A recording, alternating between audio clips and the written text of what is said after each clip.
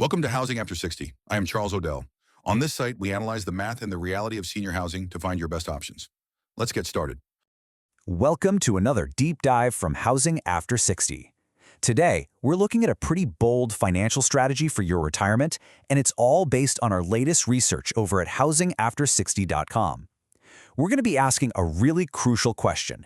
In 2026, is your home truly an asset, or has it become an anchor? Yeah, let's just jump right in with this quote from our research because it's a powerful one. I have spent 23 years watching people treat their homes like a family member. They get emotionally attached to a pile of sticks and bricks that is actively robbing them. Wow. I mean, that's a bold statement, isn't it? It really makes you stop and think, are you being truly honest with yourself about what your home is actually costing you? Exactly. And that's the perfect setup for the solution we're going to break down today. We're calling it the senior arbitrage play. Right. And listen, this is not just about downsizing. That's not the right word. Arbitrage. It's a financial term, right? It means you're taking advantage of a price difference. So in this case, we're talking about selling your expensive, traditional home and buying a lower cost, but still high-end, manufactured home. The whole point? To take that massive chunk of cash in between and turn it into a real live income stream for your retirement. And really, it boils down to a pretty simple three-step process. Step 1, you sell that big, high-maintenance house. Step 2, you take a piece of that money and buy a brand new, gorgeous manufactured home for cash. And Step 3, and this is the magic part, you invest the difference. We're literally talking about putting hundreds of thousands of dollars to work for you to generate actual income you can live on. Okay, but let's be real for a second. The moment some people hear manufactured home, their brain just conjures up this old negative image, right? A stereotype. So in this next section, we're going to tackle that stigma head on. Let's talk about the myth versus the modern reality. Yeah, you really have to forget everything you think you know, because in 2026, we're talking about stunning high-end homes. I mean, quartz countertops, 9-foot ceilings, massive windows, spa bathrooms, the kind of stuff you'd see in any brand new custom-built house.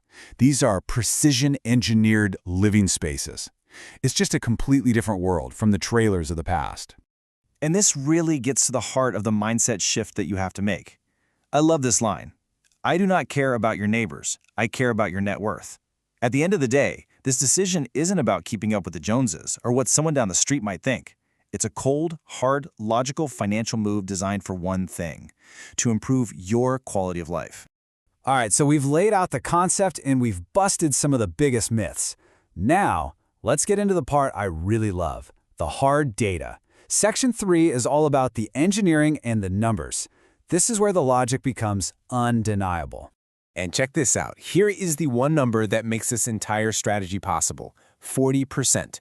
Just let that sink in. That's the average savings you're looking at with a high-end manufactured home compared to a traditional stick-built house of the same size and quality in 2026. 40%. So where does that 40% come from?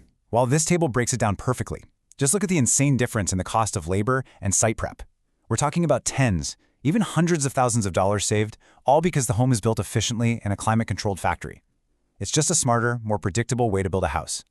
And by the way, if you want the full technical breakdown with all the regional data, you've got to check out the post on housingafter60.com. And please, don't make the classic mistake of thinking that saving money means you're getting lower quality. In a lot of ways, it's actually the complete opposite. See, these homes are built to a single, strict federal HUD code. And for really important things like wind safety and insulation, that federal code is often tougher than the patchwork of local codes your traditional home was probably built to. Oh, absolutely. The engineering is just fundamentally different. And honestly, in many ways, it's just plain superior.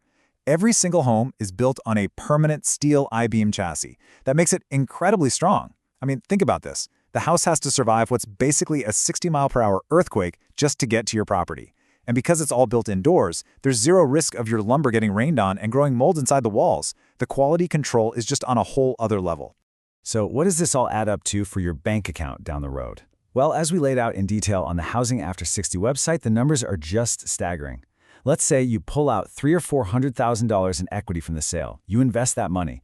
After just 10 years, the person who makes this play could have a totally paid off house and over $650,000 in liquid investable assets. That's not just a nice nest egg. That is life-changing financial freedom. All right, so if this whole idea is starting to sound pretty compelling, you're probably asking, okay, what's the catch? What can go wrong? And that is a great question. That brings us to our final section, your smart buyer's checklist. You know, the build quality coming out of the factory is amazing, but the on-site setup, that's where things can go sideways if you're not careful. You have to be your own advocate, your own inspector. These 4 points here are absolutely critical things you have to check yourself. Take that 6 mil vapor retarder. Sounds technical, right? It's basically just a thick sheet of plastic, but if it's not there, ground moisture can slowly destroy your home. These little details are everything. We have the full 7-point technical checklist on the Housing After 60 website, and I'm telling you, it is an absolute must-read before you even think about buying. And this quote, right here, really brings it all home. You do not live in your appreciation. You live in your cash flow. In 2026, cash flow is king. Think about that. A big number on a Zillow estimate doesn't pay your bills. It doesn't buy you dinner or a plane ticket to see your grandkids. Cash flow, that's real, spendable money in your pocket every single month. It's what lets you actually live your retirement on your own terms. So, that brings us right back to where we started. It's time to take a hard, honest look at your own situation.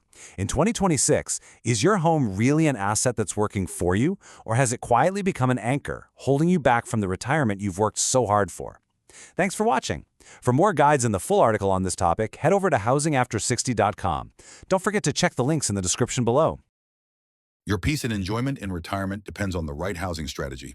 Visit housingafter60.com for our full analysis and cost transparency guides. I will see you in the next video.